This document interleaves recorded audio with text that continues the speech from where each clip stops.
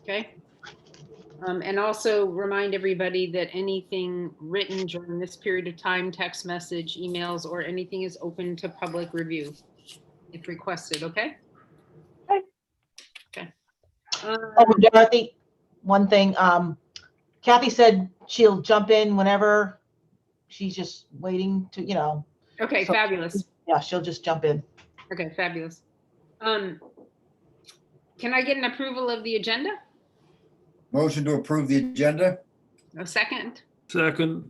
Okay, so Bert's made the motion. John? Yeah. Second. Brooke? Aye. Jill? Aye. Dorothy, aye. Hi, guys. We have asked, we have South Coast Legal Services coming on. I've actually asked that Martha's Vineyard Community Service be ready early. Chances are we'll go through the South Coast pretty quickly. And that's what Ann was referring to at the beginning, that she has Kathy Hackett is able to come on whenever we're ready.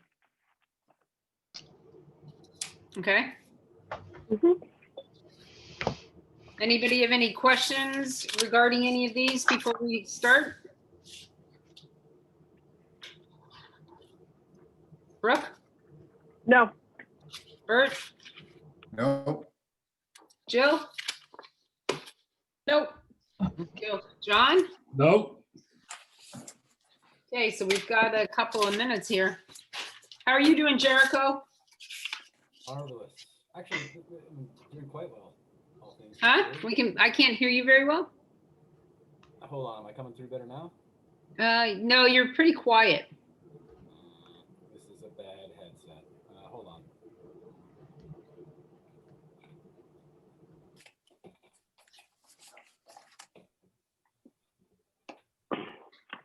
Oh, I think I like it better that way.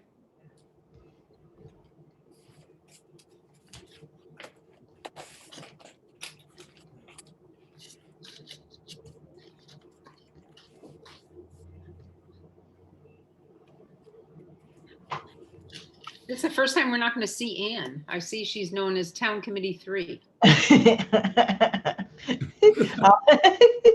don't know. I wish we all could show up with. All right, let me see if I can show myself. Okay, am I coming through clear now? No, Oh, there I am. We can see my forehead. I can see your forehead. Hi, Ann. Hi, Dorothy. Nice to see you. Or at least parts of you.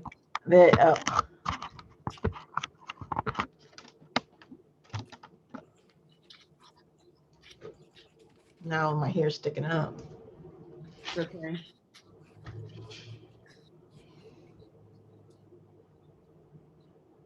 All right, any better now?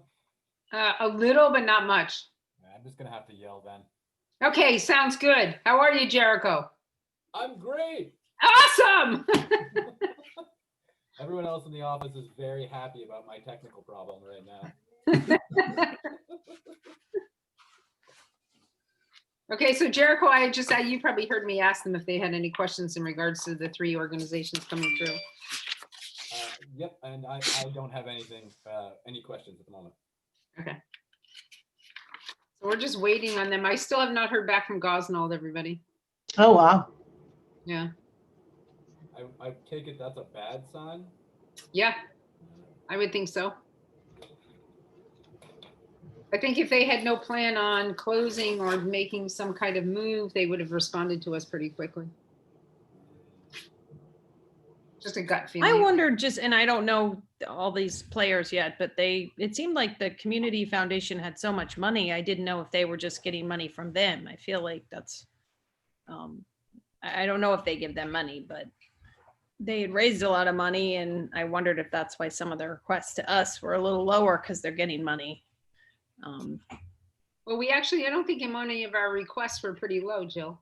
Well, no, I know, but I thought they would be higher because of the year that we've had. I thought they'd be a lot higher. Right, but I think that they also know through years of us sort of making it pretty clear the town only has a certain amount of money to give. Right. We like people to make, like, we encourage people to give us grant applications in a higher realistic. level so that we can help them, but they're also pretty realistic about what the town has for funding and how much we've fought to get funding. Right. It just seems that from what I've understood from a lot of people, they haven't seen a lot of movement at the Gosnold facility here either. Oh, okay. So I just sort of wanted, I think having a clearer answer would be better for all of us. Ignorance, but they had a presence on the island for quite a while, right? Not really. I think the last 3 years, Gosnold's basically come in. Right, Ann? Come to the island? Yes. Yeah, but like the last 3 years. Okay. And so we sort of fought to make them be seen because we wanted, we needed services for this, and we just. When I was doing my research in preparation for interviewing for this job, they came up an enormous amount. So I sort of thought they had been running for quite a bit longer than they had been. No, not at all. So interestingly, I just went on their website and it says effective January 20th, 2020, which was pre-COVID, right? Nantucket office is closed. What? Wow. So it says outpatient closings, Monday, January 20th, 2020, outpatient closings, Centerville, limited services by appointment, Falmouth, limited services by appointment, Stoughton, limited services by appointment only, North Dartmouth closed, Nantucket closed. And that was January? Yeah. And they applied for this. October. And they've had clinical, so a lot of people have gone to group meetings out there. They've been doing some group meetings. They've had the building. I know that they've kept their presence as far as their contract with the building in place. And they told me that they have a subcontractor with Tim Lepre. He does the Suboxone program through, I think with help of their license. Would it be helpful for the group if I reached out to Gosnold? Yeah, I think let's see what we get for an answer, and I'll reach out to you. What I think I'll do is send an email and CC you on the email, That'd be perfect. and then we can both sort of get in the loop with them.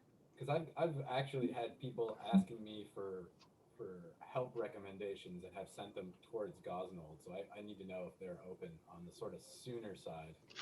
Right. So yeah, just CC Yeah. me on that email. Yeah, I will. I'll do it when we're done today. And if we hear anything, everybody will send you a follow-up email to the committee. Just odd. It's very Well, odd. They have the emergency contract at the hospital though, which underneath Bay State, they carry the emergency medical care at the hospital. So the hospital only sees patients that are in insurance, that are insurance contracted. Otherwise, it goes to Gosnold through another entity.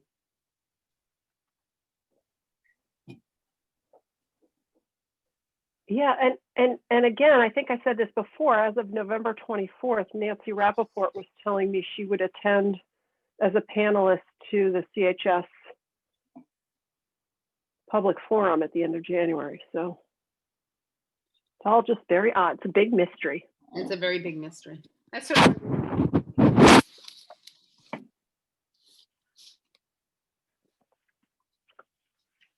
Raymond Yock should be coming on any second. He represents the South Coast Legal Services. Looks like they changed their name. Is it always been South Coast Counties? I don't think so.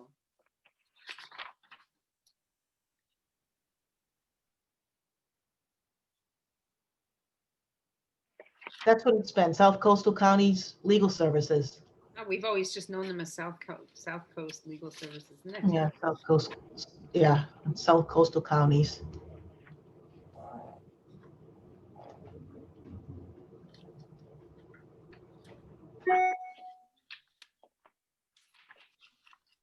Bert's playing around with his TV and is coming in on Zoom. Oh. I just turned it on. The governor's on talking about the COVID thing. Oh, Oh, okay, here's Raymond.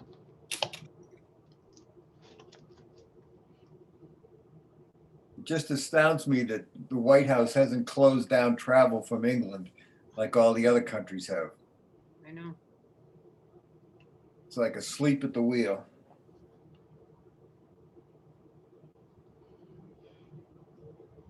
Hi, Ray. Right. Hi, how are you? I'm good. How are you? Unmute myself. Awesome. I'm going to have you introduce yourself because we have new committee members, and of course, and then everybody will introduce themselves too, and then we'll have you do your presentation. Thank you. And I'm just going to remind you, I think I'm supposed to tell everybody as they get on that you are being recorded. Okay. Okay, thanks. Well, good afternoon. My name is Raymond Yax. I'm the managing attorney of the Hyannis office of South Coastal County's Legal Services. Part of a bigger organization. South Coastal County's Legal Services is the legal aid provider for Southeastern Massachusetts, with offices in Brockton, Fall River, New Bedford, and Hyannis. Okay, then I'm going to have everybody introduce themselves. John, I'm going to start with you because you're right next to Raymond on my screen. Well, Ray, you and I have seen each other, so I'm John Belash. I'm a member at large of the Contract Review Committee. We'll visit. Brooke? Hi, I'm Brooke Mohr, and I sit on this committee in my role as chair of the Council for Human Services. Bert? Hello. You call my name, Dorothy? I did, Bert. Okay, Bert Johnson, the representative from the Nantucket Planning and Economic Development Commission. Jill? Hi, I'm Jill Veith, and I'm here as a member of the town's finance committee. Jericho? I'm Jericho Mealy. I'm the new director of human services for the town of Nantucket. Nice to meet you. And Raymond, you know me. So hi, welcome. Hi, thank you. So I just go ahead. Yep, please do. Well, thank you. Nice to meet you all this afternoon. I mentioned my titles. So our organization, serves all of Southeastern Massachusetts. We get money from several government and private sources. Most of our funding comes from what's called the Massachusetts Legal Assistance Corporation, which is a state-funded part of our funding. We also get federal money from the Legal Services Corporation, and we get money from Mass Bar Foundation, certain elder law programs, or elder projects throughout our service area to provide legal representation to elders, and some other charitable sources and towns like Nantucket. Most of the towns on the Cape, and a few in Plymouth, contribute to our services.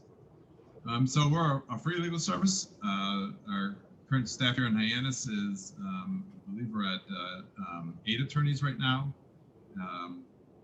And throughout the program, we have over 40 attorneys currently. The number's been changing a lot drastically, or recently.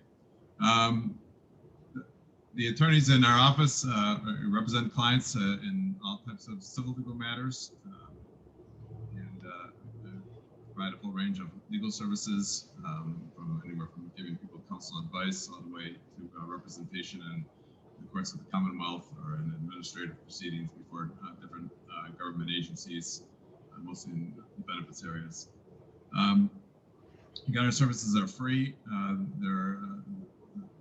Our services are for eligible people. To be eligible for our services, you have to be of low income generally at 200% of the federal poverty level or lower.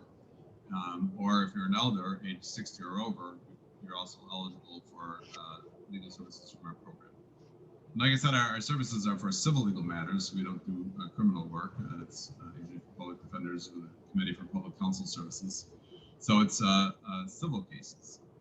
Most of our work is based on where the greatest need is. We set priorities and where we usually allocate our resources and where we try to help individuals. So our primary areas of representation are priorities. are in the area of housing law, family law, public benefits, through a subsidiary of our organization called the Justice Center for Southeastern Massachusetts, which is really out of our Brockton office. We do immigration work, and we've had immigration attorneys from the Justice Center from our program come out to Nantucket. There's a larger immigration population there on Nantucket. And we do some work in consumer areas and education issues also. When I talk about housing law, most of our work is representing tenants facing possible eviction or having housing issues with their landlord. We do represent some homeowners facing foreclosure and provide representation in that area. And then there's been a recent growth in the whole the legal issues affecting tenants due to the moratoriums that have been in place, and the fact that there were no evictions for a lot of the year due to the pandemic. Landlords could evict tenants from March until I heard you were saying to him. October of this year. It's for me. Oh, it's for you. Oh, good. That's all I need to know. There, but the moratorium has ended, and now there's been kind of a large increase in landlords trying to evict tenants. Because of that, Massachusetts has issued more money through the Massachusetts Legal Assistance Corporation to provide extra legal help for this wave of cases. And we've recently started this project called the Coronavirus Eviction Legal Help Project, or CELHP. Which is allowing us to hire a couple of attorneys and a couple of paralegals for our Hyannis office. These are temporary positions. They're going to be with us for about 9 months to help respond to the wave of eviction cases that are coming our way, and landlord-tenant types of cases post-moratorium. So we're just gearing up for that over the last several weeks, starting to review and hire applicants for those positions. One other project of note that's available to, and this project, of course, is available to residents on Nantucket. Another project of note, besides our normal areas of assistance, is a grant we've been receiving for a couple of years. We call it CLAVIC. It's Civil Legal Assistance to Victims of Violence, or Victims of Crime. I'm sorry, not violence, victims of crime. So we have money that basically comes from the federal government through a state agency called MOVA, Massachusetts Office of Victims Assistance. It allows us to provide civil legal help to victims of crime.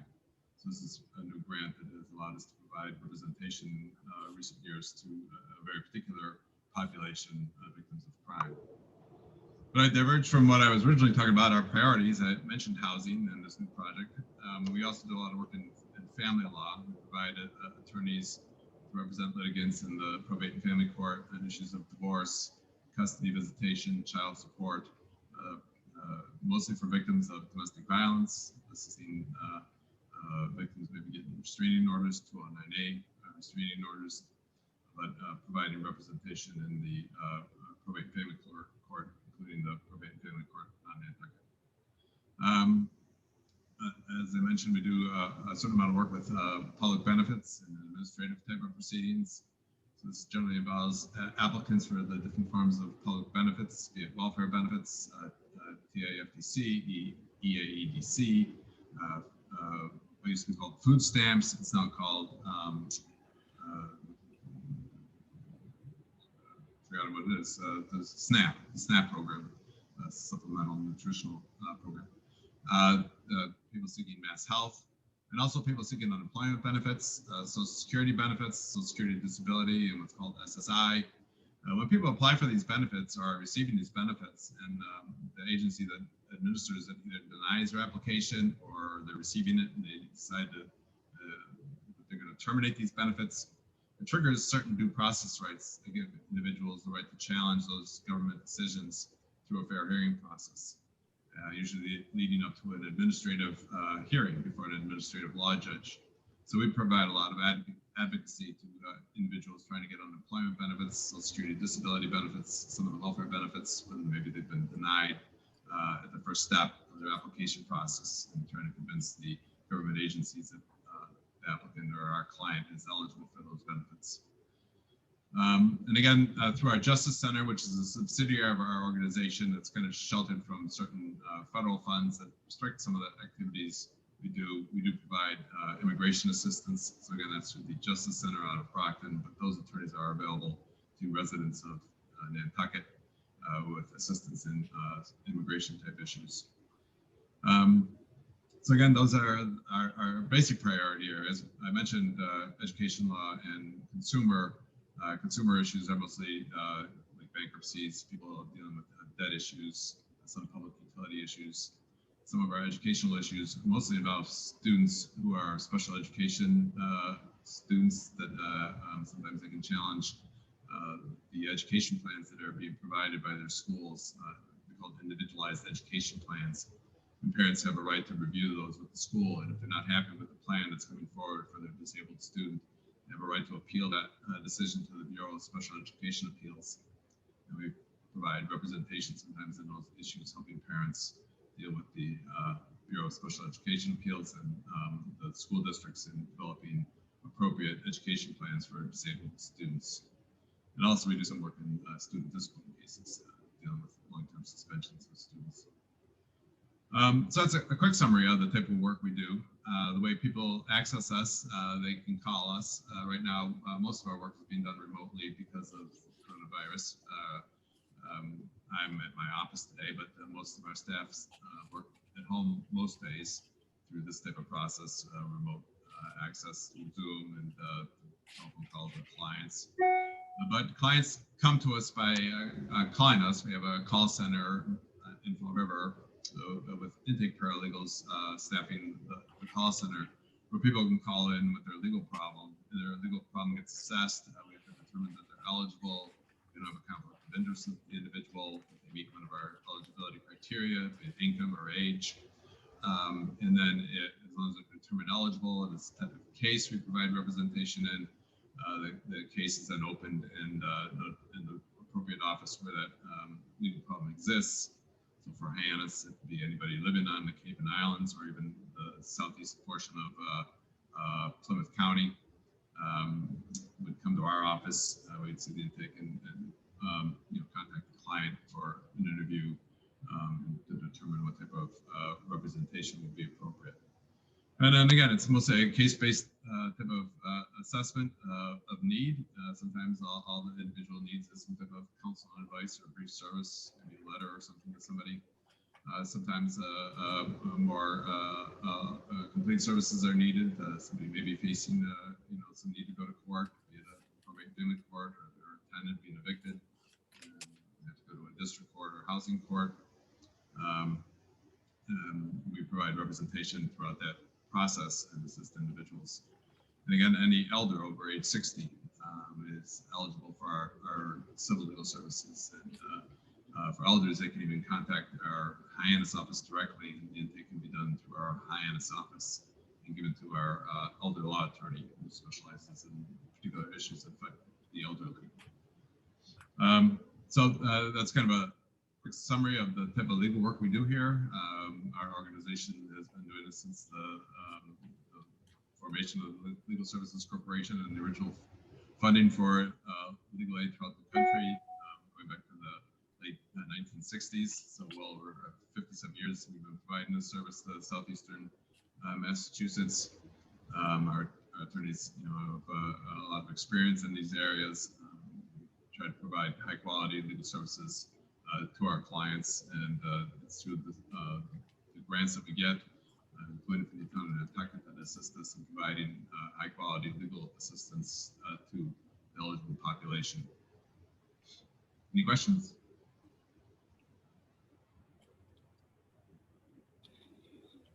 Actually, I have a very quick question. Sure. Would you say what is your busiest current sector? Like which is your most active area of legal work at the moment? Is it all addiction primarily, or? Well, because of what's happened in housing law this year because of the pandemic, right now housing again would be probably one of our busiest areas. It's been one of our larger areas of service needs over the last couple of years. But right now, at this particular stage, since about November, it's really got a overwhelming number of cases, quite frankly. So with the new staff that we're hiring, they're all going to do eviction defense work. We'll be able to meet the challenge. But during the moratorium, I would say other areas picked up because a lot of people are homebound. We saw a large uptick in domestic violence cases. So our family law attorneys became more active, and the attorneys that we have in our project, which I refer to as CLAVIC, the Civil Legal Aid for Victims of Violence, a lot of domestic violence clients can get assistance through that project also. So that particular project does a lot of work in the probate and family courts, assisting victims in domestic violence types of cases. So it was probably a greater area of need, while the moratorium existed. And also, we've had a large influx of cases and claims this year for unemployment benefits. So a lot of people have lost their jobs due to the pandemic, and there's been a lot of new programs assisting people with unemployment claims, but all the new technicalities and requirements of being eligible for that are kind of confusing for a lot of individuals, and our staff have to bring themselves up to speed on the new eligibility issues for unemployment benefits to assist individuals in that particular area of public benefits. Thank you very much. Okay, I'm going to start with John. Hey, John. You on mute. What can you give us a little picture of what their clients on Nantucket are focused on, maybe numbers and what their particular concerns are? Sure. So the other thing I didn't mention is the one part of our service for Nantucket, and the Strand helps with, is our program pre-pandemic came out to the island on a monthly basis for outreach. We haven't been doing that a lot of reasons during the pandemic, but once it's over, our plan would be to resume our monthly outreach to Nantucket. Generally go to 3 different locations on Nantucket on a revolving basis. Go to Salt Marsh,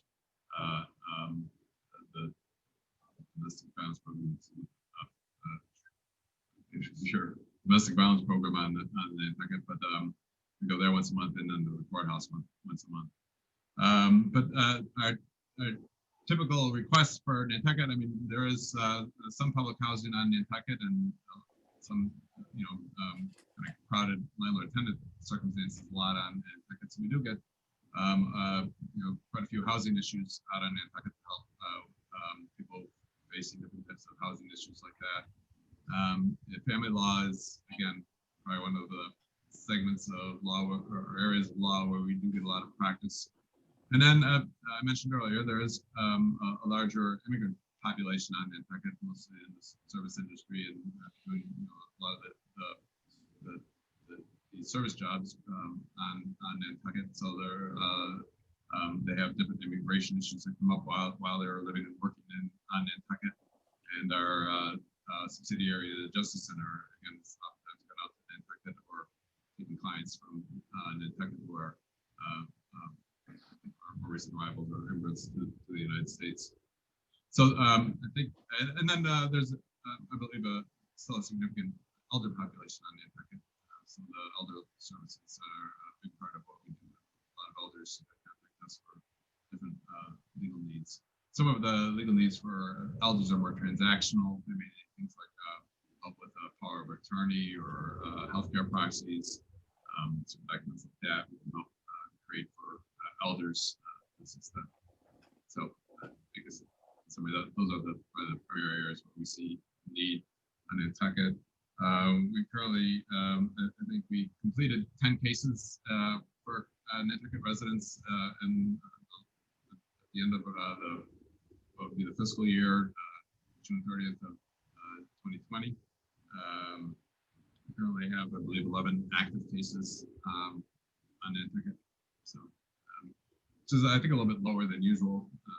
Probably up towards closer to 20 clients being served at any given time on Nantucket.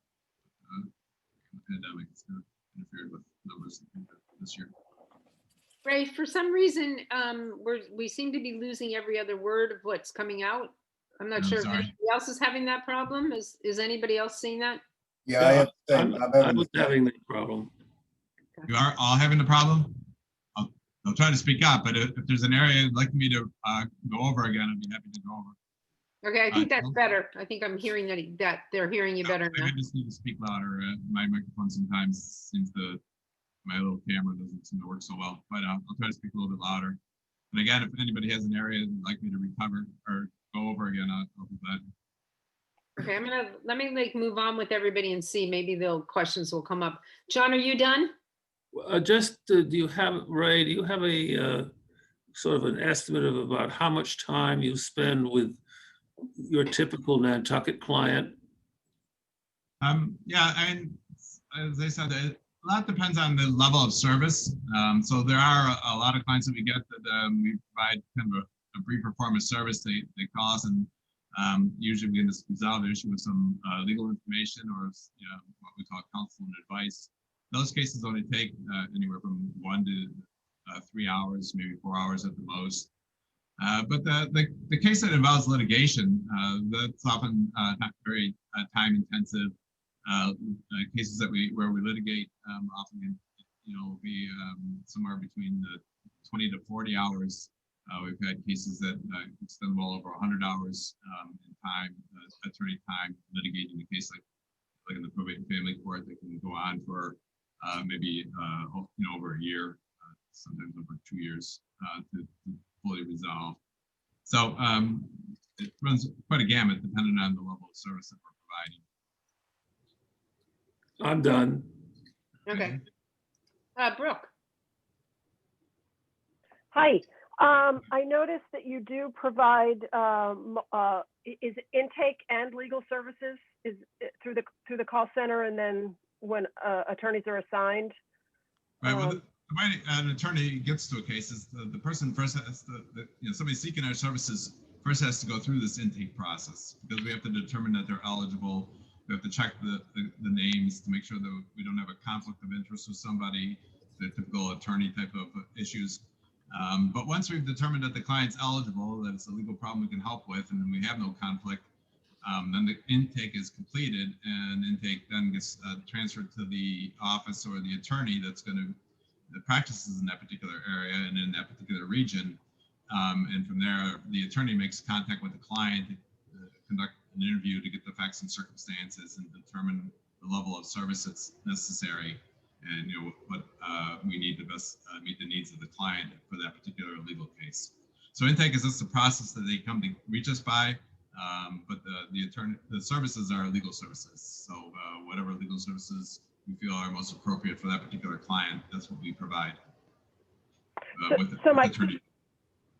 My question was more access to someone who speaks their native language, if they're not a primary English speaker.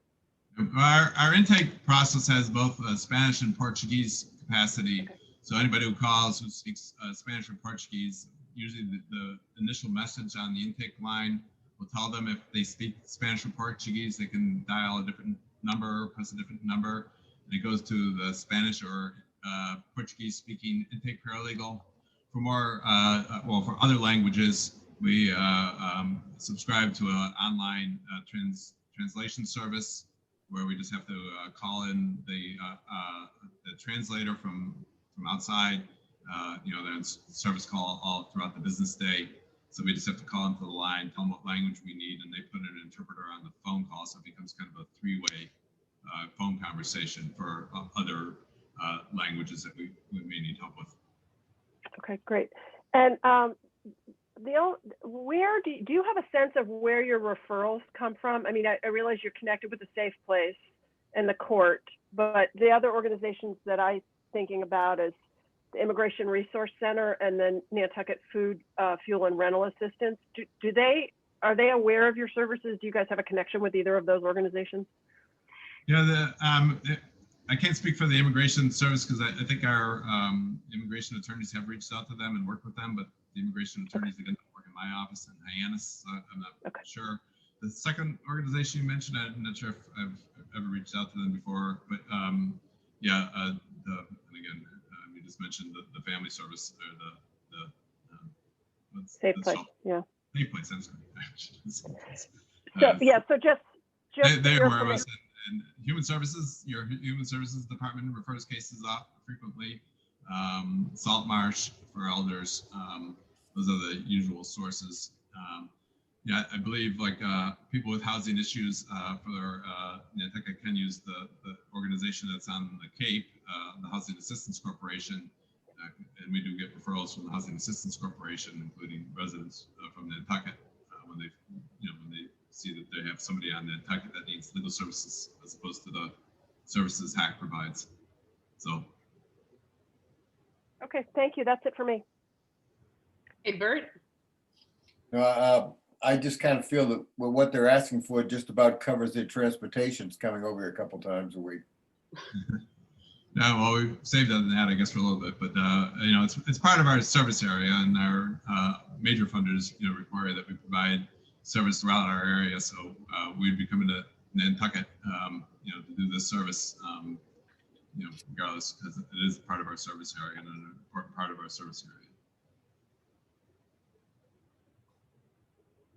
That's Anything it. else, Dorothy. Bert? Okay. That's it. Jill?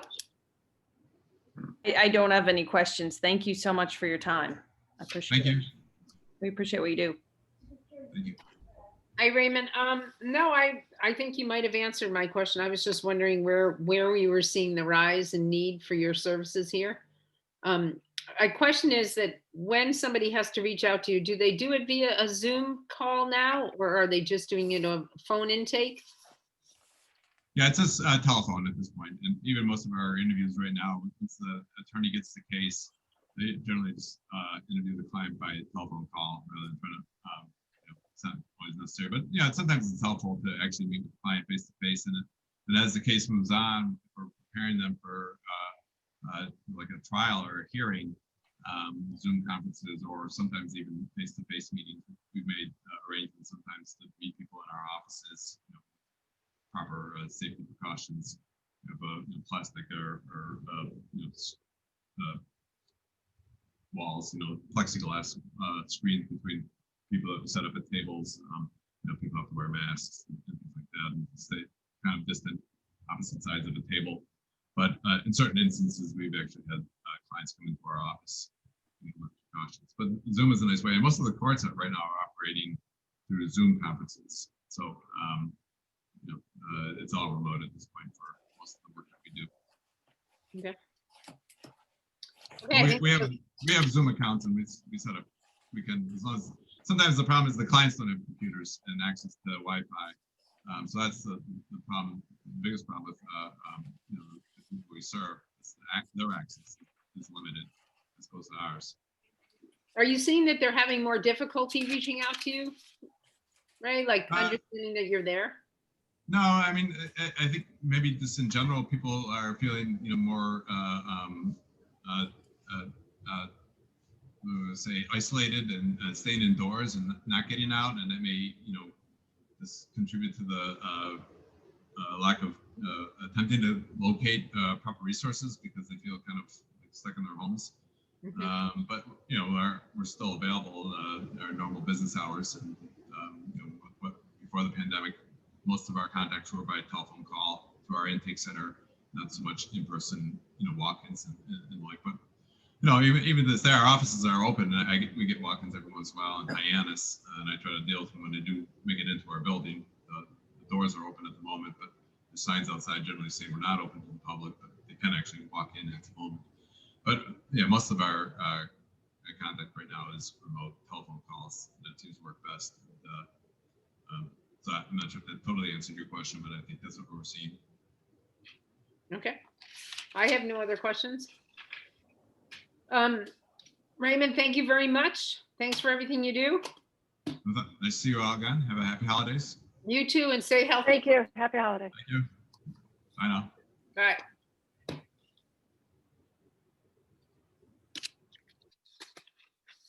Hey, Ann, do you want to let Kathy Hackett know she can come in?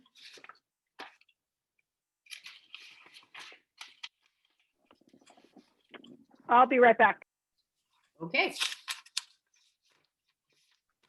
Oh, look at the picture of Brooke. We should all look so relaxed.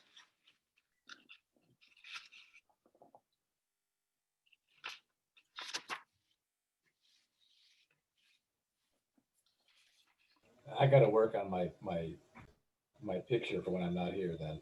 Me too. I have to work on my picture when I'm here. You're gonna be rocking here. Now, Dorothy, I only have one regret this year, two actually, that we don't all get together, number one, and number two, we're not gonna be able to get your Christmas cookies this year. I promise you, Bert, you'll get one. A snowman, whatever, gingerbread man. Santa whatever. Claus. Santa Claus. You'll get one, I promise. Thanks. I don't need one with all this staying at home. The pounds creep up this winter. Yeah, they have. Hi, Kathy. Hello, how are you all? Good, how are you? Good, thank you. I'm Thanks gonna- so much. Whoop. That's okay. I'm going to have you introduce yourself because we have some new board members and so they can introduce themselves. Okay. Okay, great. Okay. Am I going first? You are. Oh, all right, great. So hello, my name is Kathy Hackett. I'm the program coordinator for the Family Support Center out of Martha's Vineyard Community Services. And actually, I've been doing this work, I'm embarrassed to say, for over 30 years. I don't see how that could possibly be, but it is. And I just love every minute of this work. So I'm very privileged to be able to be doing this work that I feel is a calling. So do you Okay. need more of an intro or no? No, I'll have everybody else introduce themselves. John? I'm John Belash, member at large. We've certainly seen each other across the table. Yes, we have. Nice to see you, John. Nice to see you. Brooke? Glad you come. Hi, I'm Brooke Mohr, and I serve as chair of the Council for Human Services and hence have this seat on the CRC. So welcome. Thank you. Thank you, Brooke. Nice to meet you. Bert? Bert Johnson, I'm the representative from the Planning and Economic Development Commission. Hi, Bert. We've met. Yeah, Yes, every year. yes. No? Nice to see you. Hi, I'm Jill Veith, and I'm representing the Finance Committee here today. Great. Hi, Jill. Nice to meet you. Jericho? I'm Jericho Mealy. I'm the new Human Services Director for the town of Nantucket. It's nice to meet you. Oh, terrific. Nice to meet you. Hi, Kathy, you know me. Yes. One thing I have to remind you is that the meeting is being recorded. Okay? Okay. Okay, fabulous. You can do your presentation for us, please.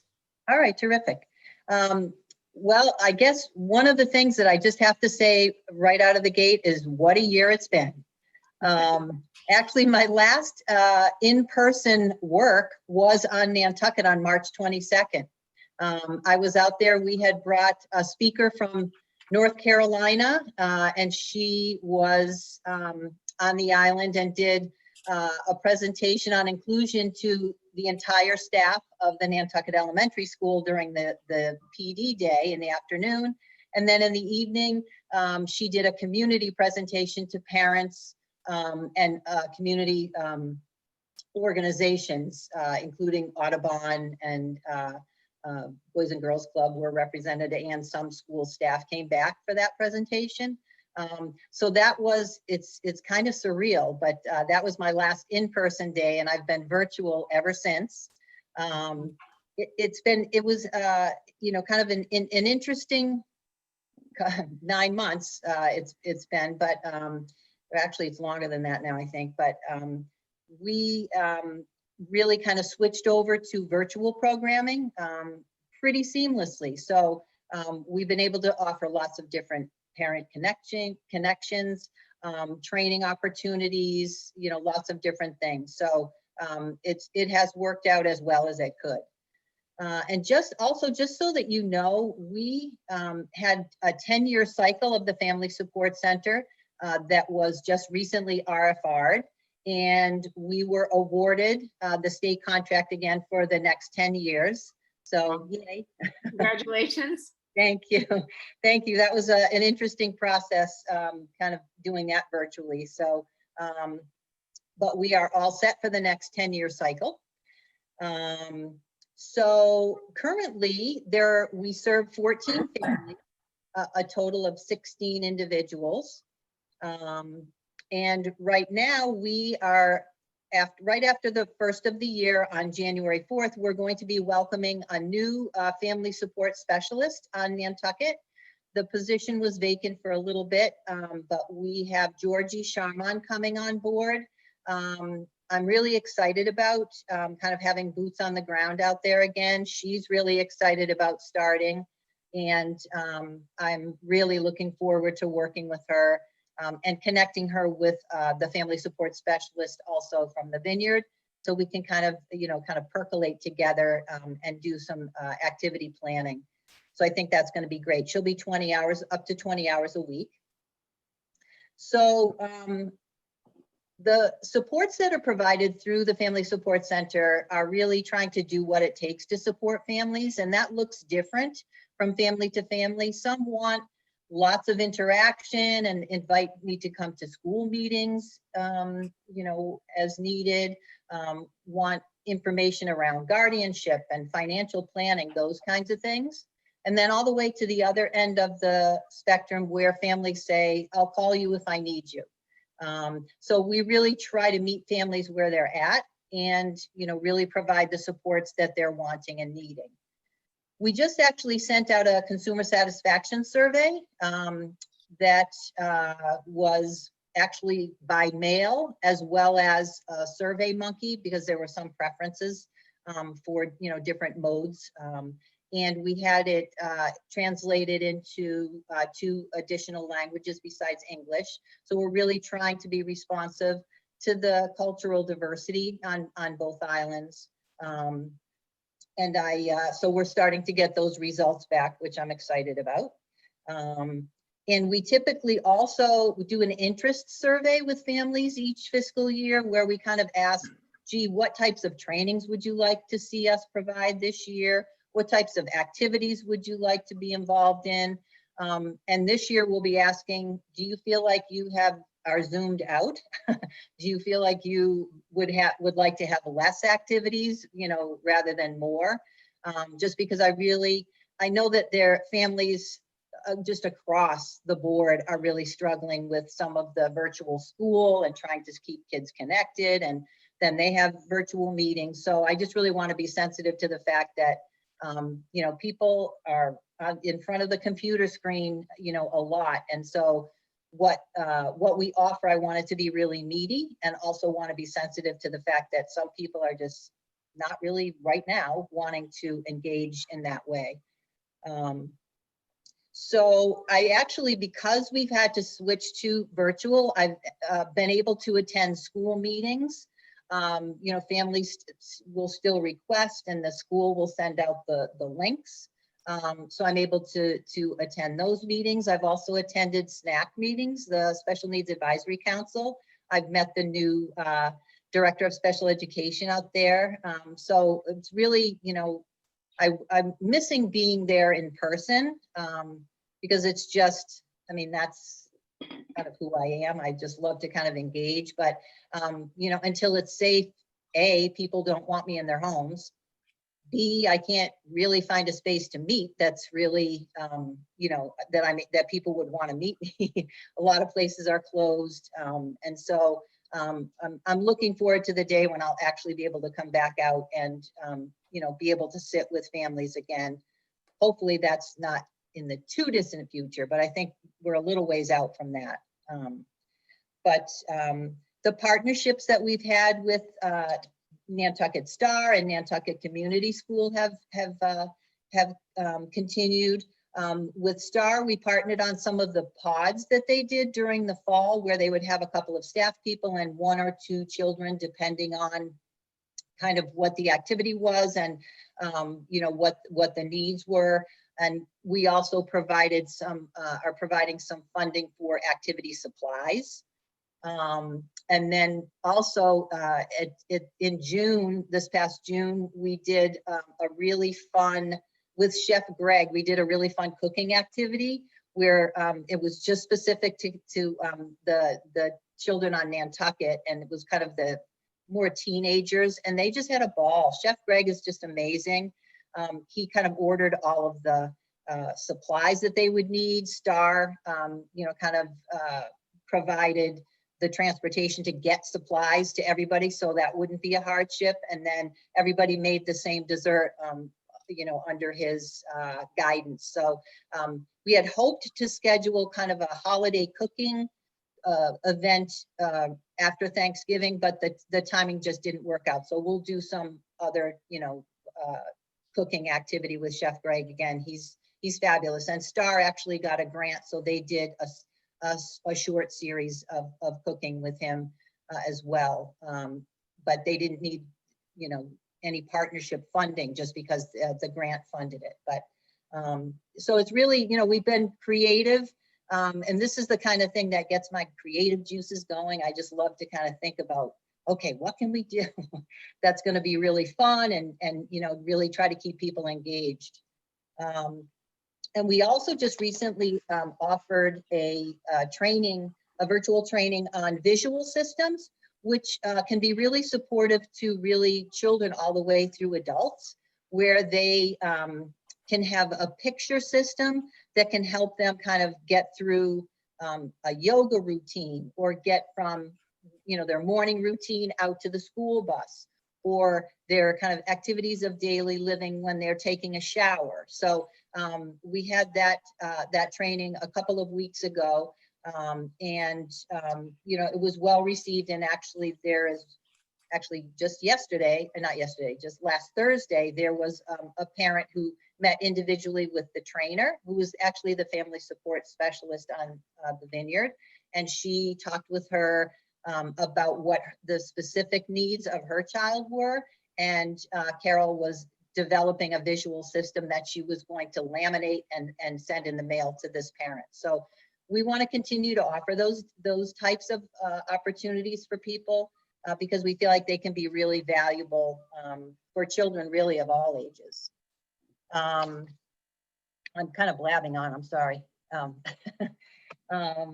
So at this particular point, you know, I'm really hoping to get back to in person, but, you know, until it's safe, you know, I will be doing, you know, virtual work, which just kind of, you know, obviously changes things in terms of transportation and, you know, those kinds of things. But we put in the budget that, you know, I'm hoping to be back for the FY22 budget. I'm hoping to be back on island a couple of times a month at least, to be able to, you know, kind of get back to where I want to be in terms of connections with families. But I do have Zoom meetings with, you know, with parents, you know, individually, you know, so we do the best that we can in terms of those kinds of connections.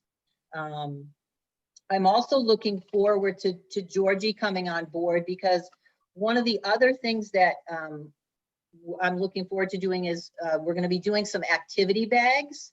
So typically, probably in January, we'll probably have about 3 different activity bags that families can sign up for, and that we will provide a little bag of supplies to complete it. And then we'll have them either delivered or they can, you know, pick it up. And then we can do a Zoom activity where they kind of put it together like a gingerbread house activity that we did this past weekend, or, you know, making a birdhouse, or, you know, those kinds of things. So I'm really wanting to partner with Audubon out there. They came to the inclusion training that was offered last March. So I really want to capitalize on people's interests in terms of including, you know, all people. And I mean, the Audubon properties are so beautiful. And, you know, I feel like I really want to promote, you know, people going out there, taking a walk when the weather permits, and then also maybe tying an activity like making a bird feeder or something to, you know, kind of nature.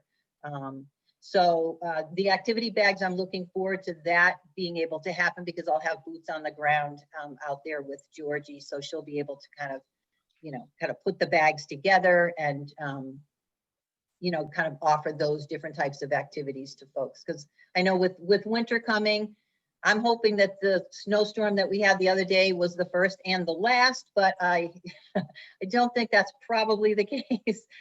So people may, you know, really want to have some activities that they can do indoors that are just, that they don't have to think about, you know, that they can just, oh, okay, great, let's sign up for, you know, let's build this birdhouse, or, you know, whatever. We actually had a pumpkin volcano actually back around Halloween. So trying to, be creative and have some fun activities for people to engage in. We also have a pretty robust Facebook page right now. We have postings at least 3 times a week where there's like in-home activities. We post trainings that are going to be coming and available to families free of charge. Updates on different, legislative, updates that, are fairly pretty benign. We don't go anywhere that is in any way dicey, but, we just try to keep families informed. And with the virtual trainings, it's been great because there are a number of organizations, including a couple of law firms that are offering, remote trainings for free. And these are fabulous attorneys who are able to provide information on, trusts or wills or guardianship or, different things that families are interested in that can really be beneficial. People can, view it from the comfort of their own home and not have to, worry about traveling. So I think that this has opened up, kind of an avenue for training for families that will be utilized moving forward. Even when the pandemic is over, I feel like this has been a great service to families, and I think people see the value in it. And again, I am blabbing, so I can stop anytime. Well, if you're done with what you want to present, I'll start having people ask questions. Okay, sure. I can, any questions I'm happy to answer and fill in the blanks of anything that I have missed. Okay, I'm going to have John start. Well, I don't think you've covered so much, I don't think I could have a question. So all I can say is that over the years, I've been continually impressed by how you just move forward year by year. You meet a new challenge and there it is, and there you are. Oh, well, thank you so much. It's really just a privilege to work with families. It really, really is. So thank you, John. Okay, Brooke. Hi. I noticed in your submission that you talked a little bit about outreach to families for whom English is not their first language. Yes. And I'd love to hear a little more color about how you're facing that challenge. Small organizations, and it can be tough. And then also you mentioned community partners in that effort, so I'm curious about that piece. Yes. So for there are a number of families that I support for whom English is not their primary language. And those families have been supported to connect with the program with the help of the school. Okay. There are some really terrific, translators and interpreters who actually have even come to one came to the training, the community training in March. And, she was like, I'm not going to charge any fee. Even if no families come, I really want to get this information. And so there's really been, I think that, that they're amazing kind of gatekeepers in terms of those communities. So there are a number of interpreters that we've provided support to. Who have provided support to the program. One thing that's come to light that I'm interested in, and I think it impacts kind of things across the board, is that there are a number of families for whom English is not their primary language, who do not read or write in their native language. So there's a real issue in terms of getting information out to them, unless it is face-to-face, with those families. And, I thought about that as the virus kind of was coming, and I thought, gee, I wonder if there have to be videos, on the hospital website to kind of reach these people who are not able to read a sign or a bulletin. So I'm, very conscious of that, but we have really, really great, people who have been amazing, translators and interpreters. I've used some of them over time to translate some of my program materials. They've been so very willing to come, when we had a training, it was in person. You know, I would reach out and say, we've got a training on this day. Would you be available? If in fact, you know, to come. If people don't RSVP, could you at least come? Because if someone shows up, then you would be able to provide translation. And if no one comes, then, you know, after 15, 20 minutes, you know, you can head out. And I think we're also looking to tap into the Federation for Children with Special Needs, because they provide lots of great information, and they have translated webinars on lots of different topics. So we're looking to, we just had one very recently on educational advocacy, and we actually are going to do one in Spanish and Portuguese. It's a taped video, but we're looking to offer those with the same slides into the new year. So we want to make sure that that information gets out there. But the school has been an amazing partner, and also the Nantucket Community School. They have offered over time. You know, they've been a great partner. Pauline Cronin, I work with mostly there, and you know, she's lovely, and you know, the contacts that On Island folks have been really beneficial and really helpful. Thank you. Sure, thank you. Bert, No questions. Jill? Yeah, just a few, maybe even just, my main question is, how do people find out about you? I mean, this talks about 16 families here on Nantucket. And there are more than 16 kids with developmental issues on the island. So I was trying to understand that breach and how you get chosen, or and do people find you, or do you find them? Is it through the doctors? Is it through the school? You know, and how much of it is through the school, or can you be contacted separately? Right, yes. So people can self-refer, or they can really be referred from another family, or, you know, through the school. Historically, I've done kind of a meet and greet first thing in the morning in conjunction with the Nantucket Elementary School, you know, the guidance department. So I've done, you know, kind of gone in early, and families come and I kind of talk about the program. And, you know, people can certainly contact me directly. They can go online onto mass.gov to the Department of Developmental Services. There are all kinds of applications there that are not only in English, they're also translated. I've had people reach me that way.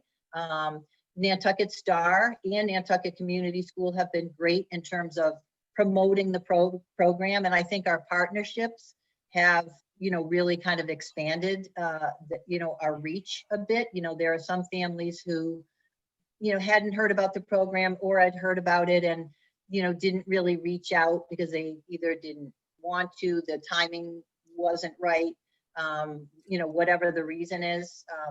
But, you know, the community partners certainly have been great. And I think too, that families do things when they're ready to do them. You know, there are a number of families who I know of who, you know, I've just kind of heard about or met. They've come to some of the center events or whatever, but they haven't formally applied for services. And so I always, you know, extend the invitation, but people do things when they're ready to do it. And oftentimes it will be around the transition age, when a student is kind of 14, 15, 16, and they think, okay, well, my child is headed toward school, you know, transition to adulthood or to the world, and I probably better look at, you know, some of the different options that there might be out there for different services for them. So, but it is, you know, people really, they do things when they're ready, and you know, some people are ready early, and some folks feel like they would prefer to wait. You know, I do understand that kind of connecting with the service system can feel a bit invasive. You know, they do ask a lot of personal information. You know, you have to give a copy of your license and your, you know, your social security card, and, you know, those types of things. So I understand that some families don't want to have that information out there. But, you know, families really can access many of the services without being directly connected. They just can't access the stipend funding that's available through the state without being kind of going through Department of Developmental Services intake and eligibility. So did I answer that? Sorry. Yeah, it's just confusing for me because again, it's 16 families, and how does the 16 families versus the larger pool of people find you? But maybe with the other resources on the island, everyone kind of gets covered between several different groups. Yeah, and actually I've spoken with, you know, staff over at the Family Resource Center, and, you know, just kind of connected with them, you know, and I've used their space actually for family meetings. And so, you know, some families may not feel like the need to really be connected, you know, until they feel the need to be connected. So, but you're right, there are many more than 16 family, or it's actually 14 families with 16 individuals. You know, people access services when they're comfortable and when they're ready. Right. Right. I know our STAR program is really strong here or has been historically. So I'm sure they're really, if you're getting referrals from them, I feel like that's a really good pipeline. But yeah, I was just trying to understand more about, you know, the larger community families with special needs. I know some families with children with special needs here, and some of the kids are really young, and so they haven't been totally diagnosed yet, you know, very specifically. And I didn't know, is there an age limit for reaching out to you, or? There really isn't. It's really, services are from birth, you know, through adulthood. So if there is, you know, a child who was born who, you know, there is, you know, there's the medical professionals suspect that there will be, you know, a kind of a significant developmental delay. Those, you know, as long as there's documentation, I can work with families who are very young, and then I connect with early intervention. I used to get a number of referrals through EI.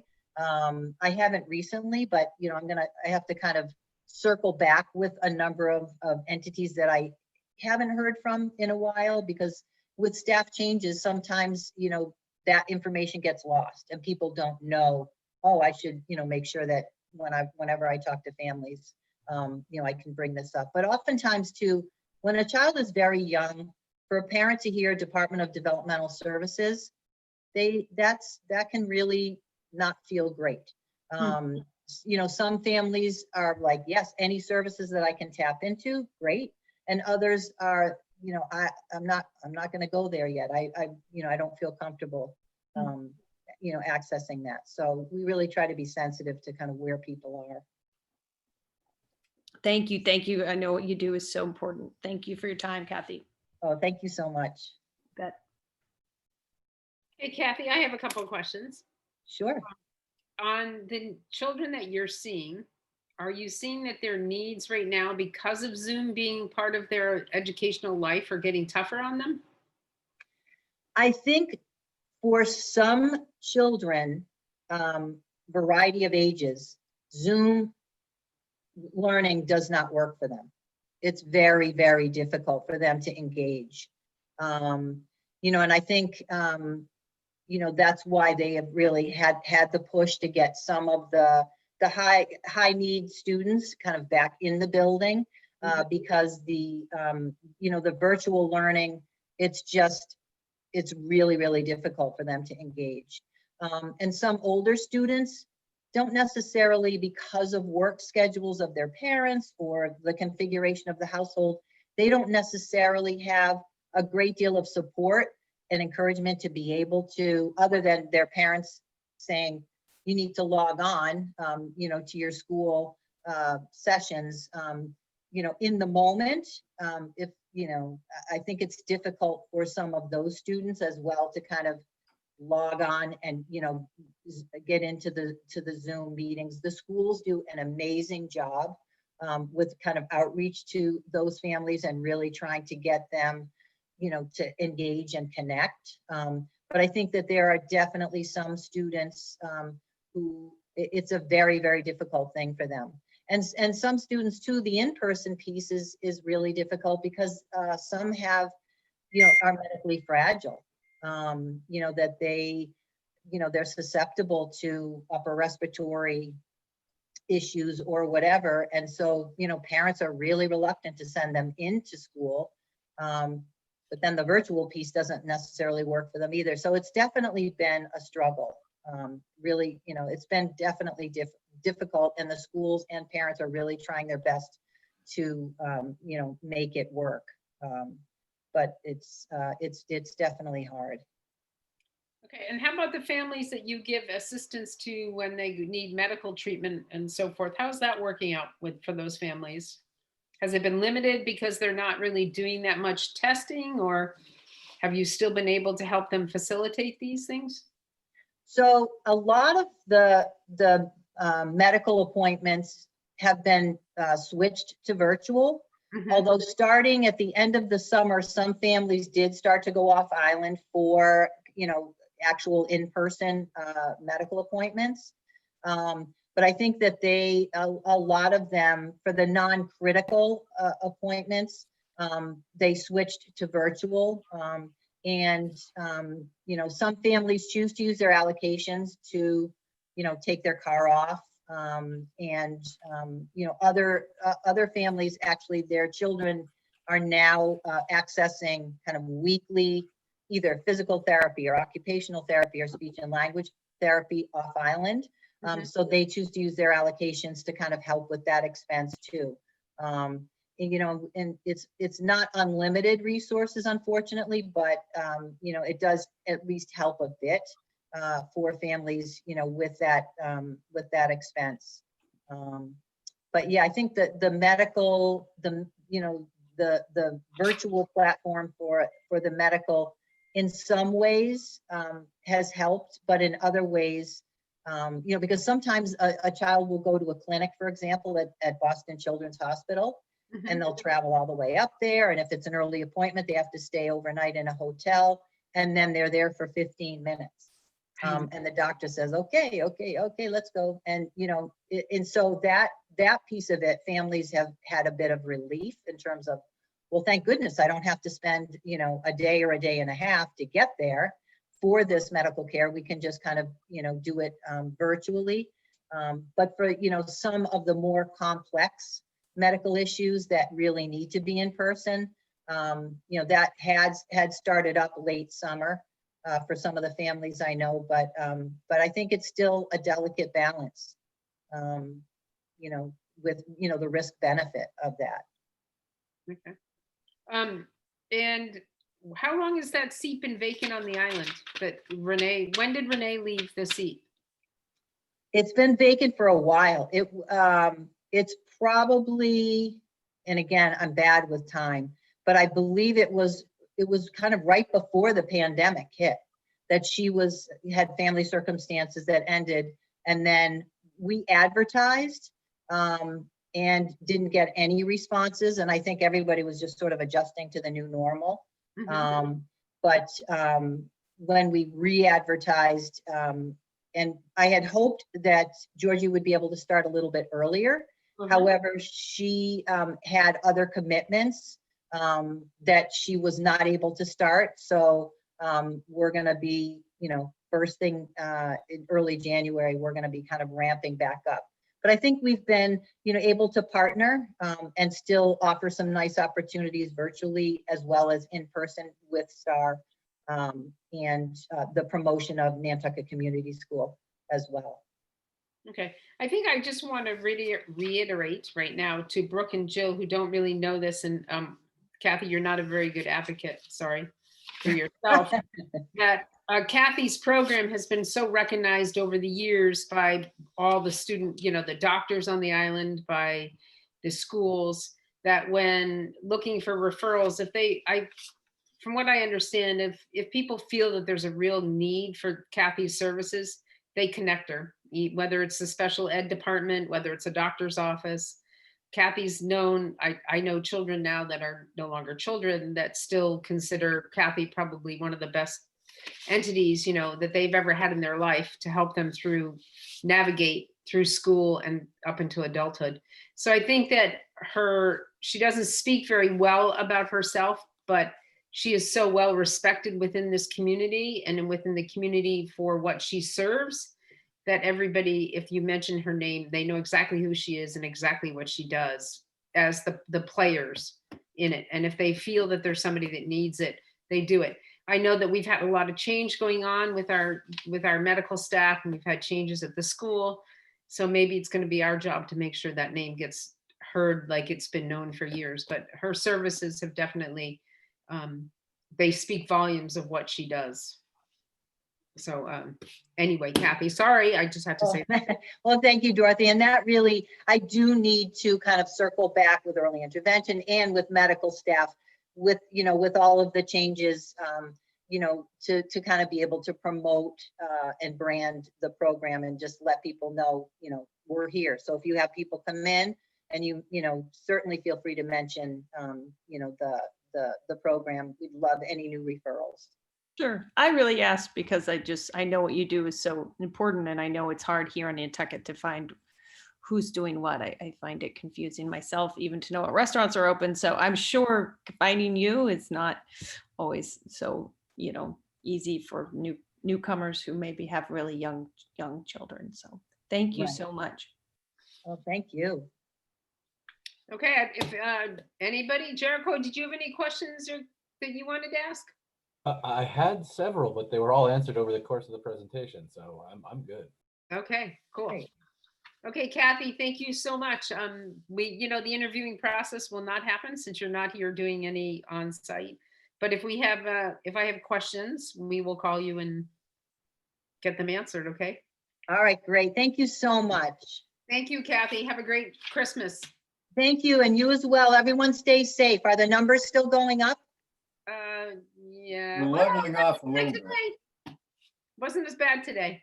Oh, good. Well, hopefully that trend will continue. Well, Yeah, thank you all so much. Stay safe. you too. Thank Thank you. All righty, bye-bye. Bye. If everybody can notice, Ann Tester's here. She is Cape Mediation. I see that she's been waiting patiently on us. I am sorry. I'm gonna have to dip out right around now. I have to take care of some salt marsh related stuff. Okay. But thank you very much for having me, guys, and I will talk to you all again for this next meeting. Sorry to cut out early. Okay, bye, Jericho. And I'm sorry, that was Jericho, our Human Service Director. I should have actually had him introduce himself and then go off. That was my fault. I apologize. Anyway, the way this will run is if you could introduce yourself and what you do, and then everybody here will introduce themselves, and then we'll let you do your presentation. And I just Okay. want to remind you that you are being recorded, okay? All right, thank you very much. My name is Ann Tessier. I'm the Executive Director for Cape Mediation, and we offer dispute resolution services in the courts and in the community around Cape Cod and Barnstable County and on Nantucket. For Nantucket, we serve your residents through the district court in small claims matters. And prior to the pandemic, we had been talking with Dee Bowman, the interim magistrate, about also offering our services for summary process, which are eviction matters. And then, of course, the pandemic hit. So that's just a quick introduction. Okay, Brooke. Hi, I'm Brooke Mohr, and I serve on this committee in my role as Chair of Council for Human Services. And I love mediation. I actually did a year-long certificate at Woodbury College a number of years ago in mediation. So it's a skill after my own heart. So I value the work enormously. So nice to meet you. Thank you. Bert. I am Bert Johnson, the representative from the Nantucket Planning and Economic Development Commission. John. John Belash, I'm a member at large, and I have done mediation in the New York courts of Southern Manhattan on a volunteer basis many years ago, but I understand how valuable the service can be. Thank you. Jill? I am Jill Veith, and I'm here as a member on the town's finance committee. Yep. And Ann, hi, I'm Dorothy Hertz, I'm the chair. Hi, Dorothy. Okay, if you can give us a presentation of what you do and how many, a summary of what your Cape Mediation does for the island, that'd be great. Okay, I can kind of give you a general overview. I didn't really know what was going to happen today. I will have to confess, I've been in the job for about a year. Last year, our longtime Nantucket court coordinator, Leslie Brissett, had graciously offered to appear before you. So I think probably most of you know Leslie. And I wasn't sure exactly what you were looking for today. But I can definitely give you an overview. So as I said earlier, we offer dispute resolution services. Cape Mediation has been around for about 30 years, just over 30 years. And we offer, we started out by offering mediation in the district courts in small claims. Small claims matters covers, business matters. They can be family, friends disputes, mostly business to business or business with customers that arise. And we appear at court on the date of trial. Prior to the pandemic, we would actually be in the court ready with several volunteer mediators. And actually, so all of our mediators are volunteers, plus we have a paid coordinator that oversees the volunteers, helps to ensure the quality of the mediation services, and actually acts as a liaison between Cape Mediation and the courts. And so we also offer that, as I said, in Barnstable County, as well as on Nantucket. And I don't know if we had done summary process eviction matters in the past on Nantucket. As I said, I've only been in the position for about a year, but we have offered small claims mediations for many years. I think it's mostly a logistical matter because prior to the pandemic, all of our services were in person. So it was a matter of having the availability of our volunteers to be able to go over the island and provide our services. But as I said, summary process and eviction matters are very important. And so we had been talking with Dee Bowman about how could we possibly start to provide those services. And then the pandemic hit. So that stopped. And then in the meantime, a new magistrate was appointed, who I believe was your former magistrate, Don Hart. So he's now the one handling these matters.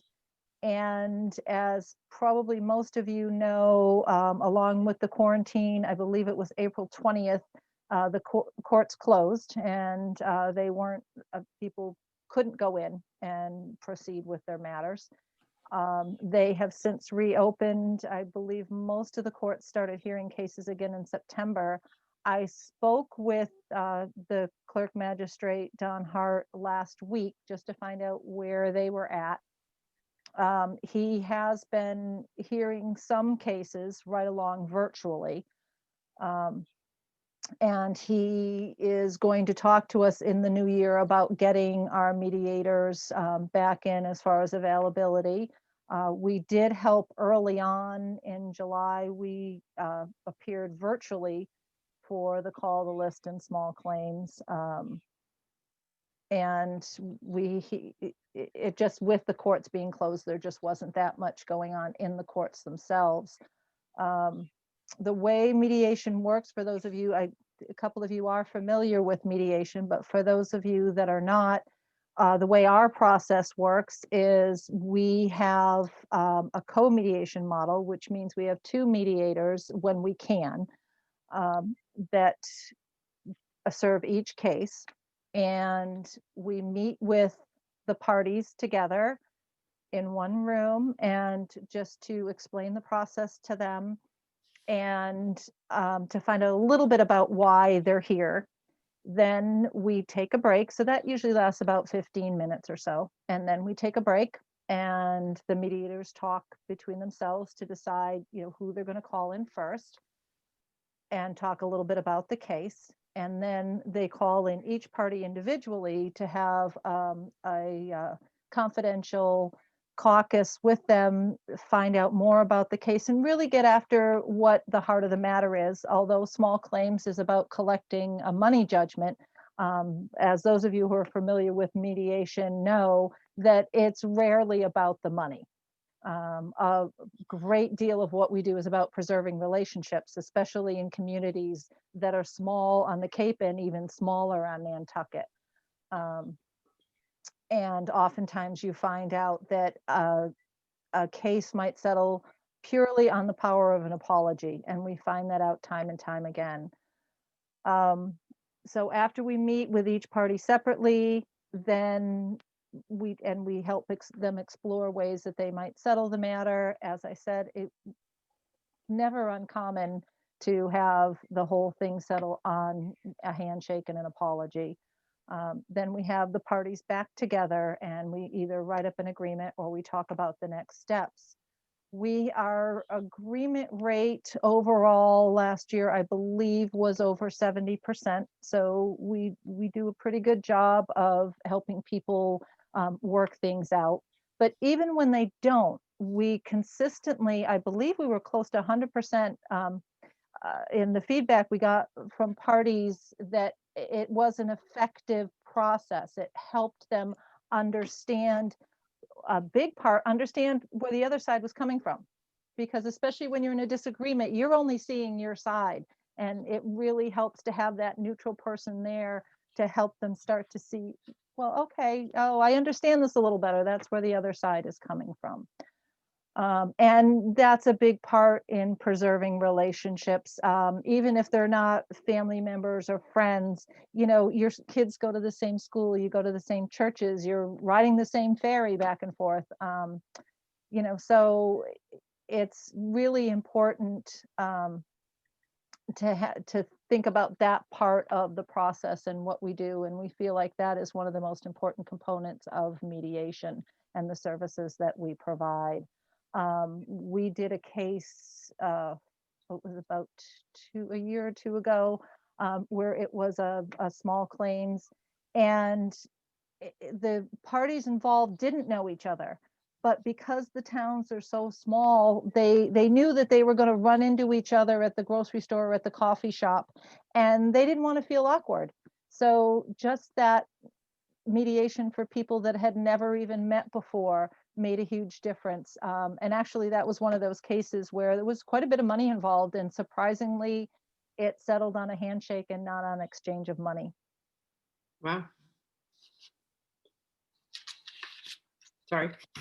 Nope, that's okay. I think I've explained our process. I know the judges and the magistrates do continue to tell us that even, as I said, even when a case doesn't settle, the parties, so they've had a chance to vent as well. So to get that anger out, to tell us, I'm really hurt. My reputation of my business is very important, or I tried really hard, or I was friends with the other party's son, and now it's awkward for me to go over. We have mutual friends, and that's taken care of. So they don't feel awkward talking to each other.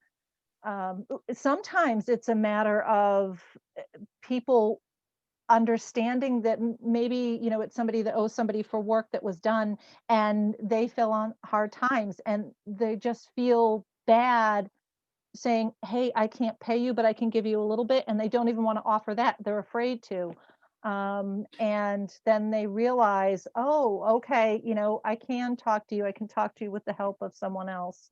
That happens quite a bit. The other thing we find is, again, if somebody is in a mediation and they might be in a situation, again, where they owe somebody some money. So when that person calls them, they feel awkward. They don't want to talk to them. They don't know how they're going to pay them. And it's just easier to ignore it until they're finally brought into court. And we find this is the first time people have talked to each other. And once you get them talking, then, you have a best chance of working something out. They also have the added benefit that it's confidential. So whatever they say, doesn't get repeated in court. So that gives them an even better opportunity to be able to come to an agreement. And we had a case just last week on the Cape that they did come to an agreement, but the person that owed the money wasn't disputing that. They came to an agreement, we're going to pay, but they wanted the agreement to be confidential because they took a lot of pride in their business and they didn't want a judgment to be on their record, you know, for people to see. And it was just a dispute about how the money was going to be paid and how much it was. It really wasn't a dispute about the quality of work. So of course the other side was more than happy to dismiss the action and take care of it that way. And that's something that just can't happen in the courtroom. So is there something more that I'm sorry if I'm not hitting the points that you were looking for. No, I think that a lot of the questions is, I think the summary is fine. I think we sort of want to know how it affects the Nantucket community. Mhm. And how you are providing services, to the numbers and where you see the services are really in need. I think that I'm not sure if that's correct, but I think that is sort of what everybody is looking for when. Okay. So the way we have provided the services for Nantucket is through the courts and through the small claims. So we go over just about every month, and our volunteers are there. If anybody needs us to go in and meet with them and provide the services that we talked about. So we're in the courts once a month. Since the pandemic, we have retrained our volunteers, and we have gotten to know Zoom very personally, as just about everyone has. And so we now offer our services remotely, actually exclusively remotely. We won't even our home base is Orleans. We won't even go over to the Orleans court, and you know, they don't even want us there. So everything we do is by phone and by Zoom. We actually were pivoting to telephone mediation prior to the pandemic, just as a way of reaching more people. And what we have found is even people who are very comfortable using Zoom are asking for phone mediation because it allows them to go to work, and you know, they can do it really anywhere you can be on your phone. You can have a private conversation. You can sit in your car much more easily than being on a video chat.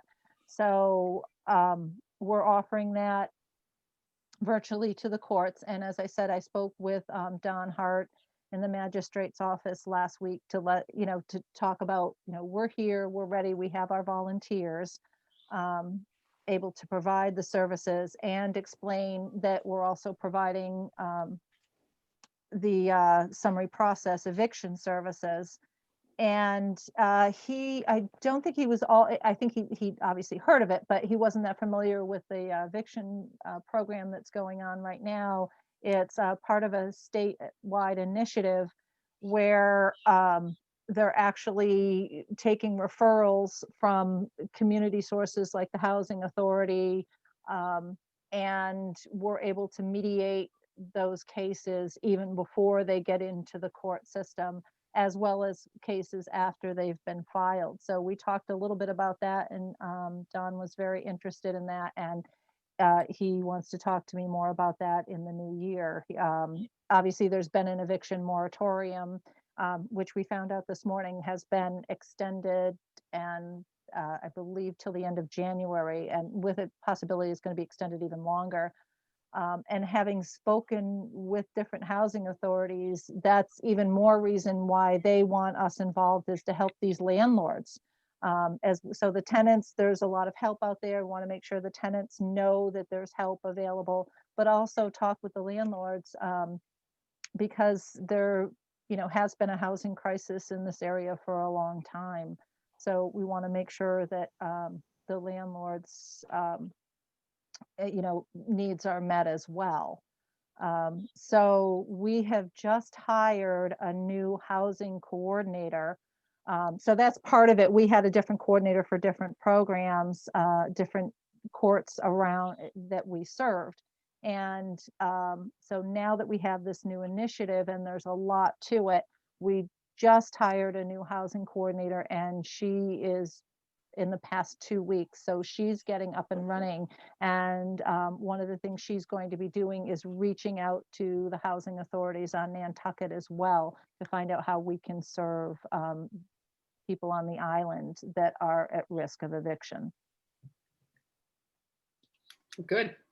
Good to hear. Okay. I'm going to open this up to people to ask you questions. Okay, Ann? All right. Okay, fabulous. Brooke?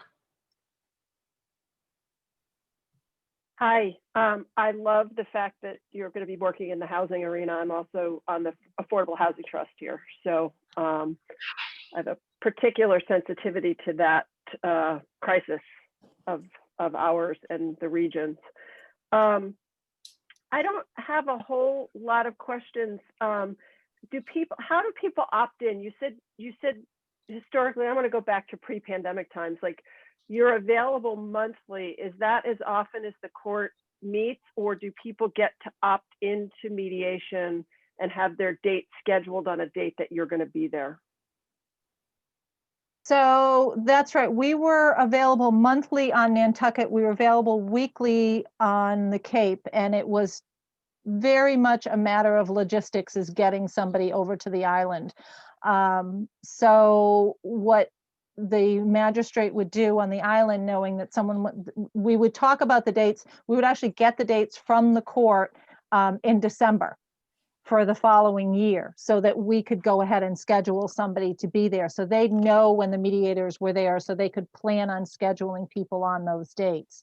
And that's actually one of the benefits to having switched to remote mediation, is not just down Nantucket, but and in any of the courts. Now people can contact us ahead of time and say, hey, I have a court date February 16th. Can we mediate prior to that? And we love that. It gives us a chance to coordinate with everybody. It gives everybody a chance to schedule it on their own time when it's convenient for everybody, and take care of it and have it all done prior to going to court. And we can do that. Our mediators available weekdays, generally Monday through Thursday. We try to keep one day for everybody to regroup. And what we do is, for the mediators, is part of our kind of continuing ed and quality control, is we try to meet once a week or once every 2 weeks to just debrief, to talk about the different cases and how we can do better, and what happened during the week.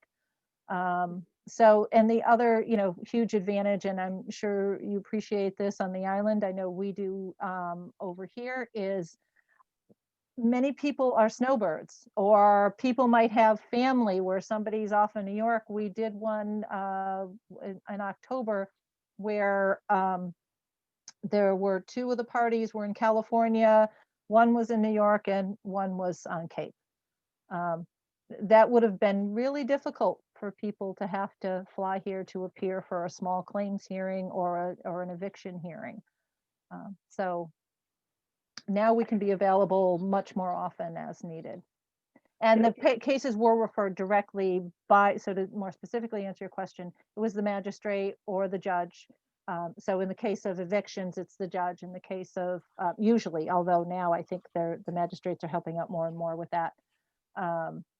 And the reason it was once a week, because that was the date set by the rules of civil procedure that the cases were heard. So it was usually on Thursdays for eviction and small claims, or I believe on Nantucket it was Tuesdays. Well, I'd be curious to connect with you just to learn more about what your organization does outside of the purview of this conversation today. Thank you. Thank you. Bert? No questions, but I have to leave now, Dorothy. Okay, Bert. Nice to meet you. Nice to meet you. See you guys later. When's our next date, Dorothy? Oh, you would ask me that right now. Well, I must have it on my January calendar. 6th. There you Monday, go, January 6th. I mean, Okay, thanks, Ann. you're welcome. Thank you. January 6th, Bye, Bert. Wednesday. John, did I already go by you? No, well, you, Okay, good. John, you go. You guys Okay. keep moving on my screen. I just, as a preface, my own experience as a mediator dovetails exactly with what you were describing as what you get out of the mediation. The one additional thing that I found was that sometimes you had as you say, people get a chance to vent, but then also if you do have a hard issue, you've got all the extraneouses out of it. And the judge has always appreciated the fact that instead of having 45 minutes of venting, they had 10 minutes of focusing on the real issue. My only interest is in this conditions of the pandemic. How do you deal with our non-native English speakers?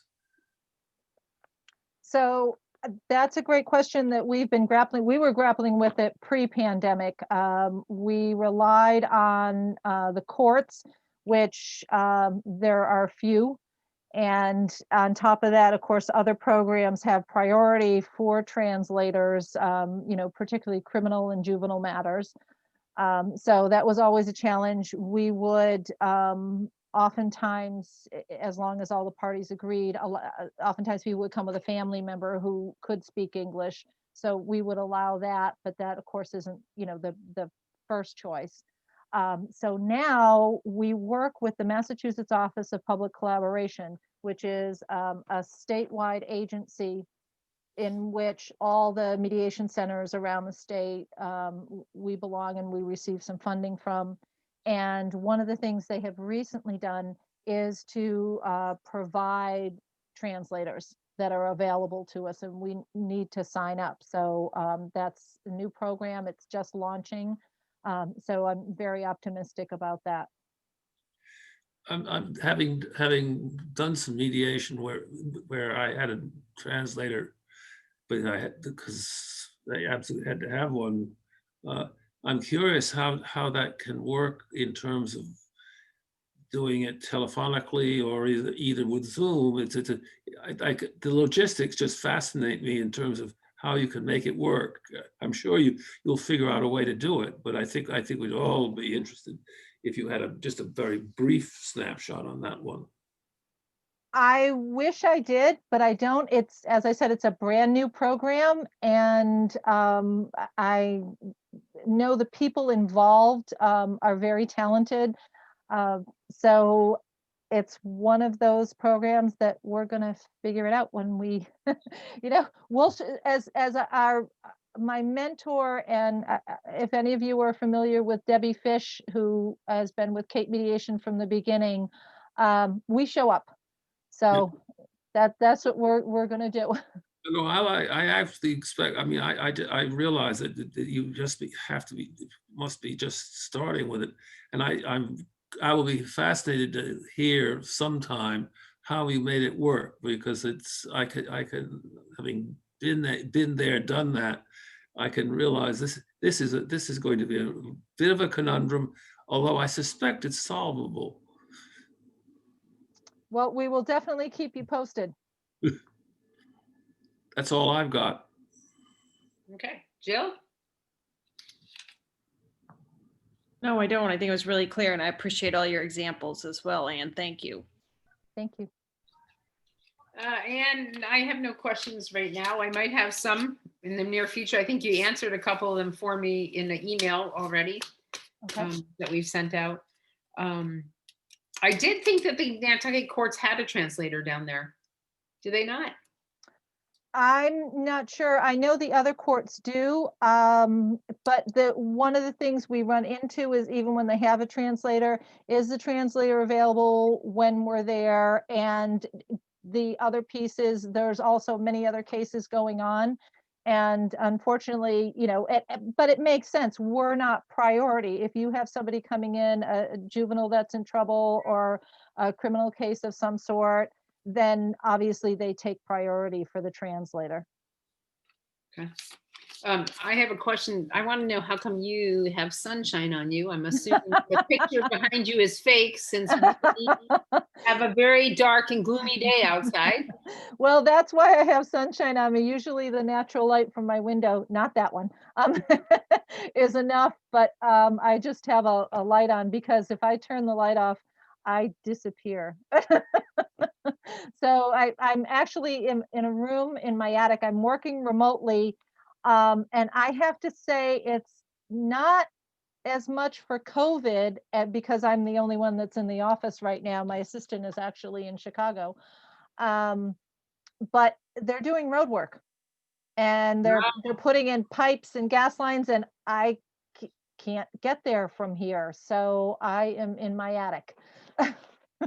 Well, your attic doesn't look so bad. It looks something to me.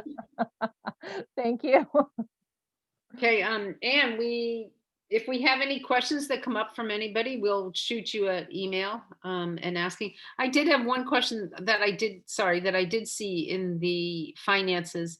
It looks like we have only about 10 people that go through the mediation. We give more money than most towns give. And I noticed that a lot of that does not go to, it goes to salaries versus transportation. Am I correct? Correct. Yeah, the transportation, we have been lucky enough to have both Cape Air and the ferry donate tickets in the past. Mhm. So we did, Cape Mediation does pay for their parking fees and if the cab ride. But other than that, that was donated. Okay. So in general, I'm correct that I think we give 2,500. I think Turo gives 8 and somebody 1,000, but Mhm. for our services of 10, correct? Correct. Okay. And yeah, and we're, as I said, now that we're remote, we're hoping to be able to provide services to reach far many more people. Okay. Okay. That was my only question. I wanted to verify that I was correct in what I read. You are correct. I thank you very much. I hope that, and if anybody does have any questions, they will be getting, I'm going to start all over. If anybody has any questions, they will be sent through Ann to you. Okay. All right. We won't be Thank able you to very do much. the process. Thank you. I hope you stay healthy and have a wonderful Christmas. You too, and thank you very much. It was nice to meet everyone. I appreciate you inviting me here today. And please feel free to reach out to me, about anything. And Brooke, I would love to chat with you more about the housing program. So I know that you have my email address, so please feel free to reach out. Yeah, I'll do that after this process is over, just to make sure we don't have any Perfect. improper communication. I think that's perfect. And so, with the holidays coming up, everybody's going a little crazy right now. So Yeah. thank you very much. Thank you, Ann. Thank you. Bye-bye.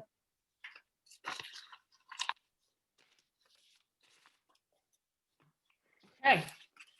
Does anybody have any questions or concerns they want to discuss? Okay, with that being said, I'm going to ask for an motion for adjournment. So All right. moved. Motion to adjourn? Second. Second. Okay, John Belash, Aye. Brooke, Aye. Jill Veith, Hi. Dorothy. Hi. Bye, guys. Merry Christmas. Hi, Merry Christmas. Happy New Year. Thank you. It's gonna get better, guys. It will. It- Will. Take care. Bye-bye. Bye. Bye, Ann.